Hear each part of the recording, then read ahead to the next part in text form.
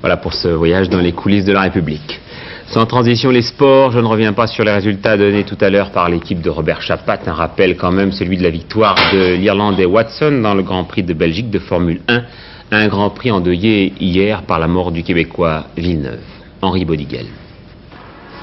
Les deux Renault sont en première ligne, Alain Prost est à droite, mais c'est René Arnoux qui prend le meilleur départ devant Rosberg et Lauda, tandis que derrière une ATS vient toucher l'Alpha de Giacomelli à cause de la Lotus de Mansell qui, elle, n'est pas partie.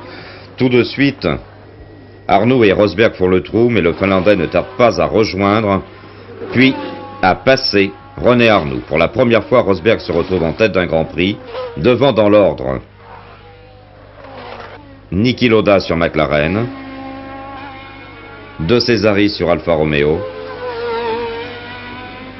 Patrese et Watson. Arnoux et Prost ayant abandonné, Rosberg file vers la première victoire de sa carrière quand soudainement dans le dernier tour, c'est la faute.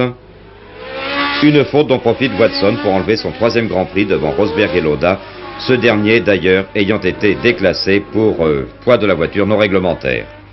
Mais de toute façon, l'ambiance aujourd'hui était lourde autour du circuit de Zolder. L'accident de Gilles en lui-même ne remet pas tellement en cause, je dirais, les problèmes actuels des voitures. Bien sûr, les voitures vont trop vite de toute façon dans les virages, ça c'est sûr. Bon, là, il y a eu un malentendu entre deux pilotes et malheureusement, ça s'est très mal terminé parce que la voiture de Gilles a décollé. Mais il est évident que les voitures vont beaucoup trop vite de toute façon. Il y a beaucoup de choses qui sont à remettre en cause actuellement dans la Formule 1. La vitesse de passage en virage, on en a parlé. Le fait que l'on fait des épreuves de qualification avec des trains de pneus de qualification qui nous permettent de faire uniquement 2 tours vite.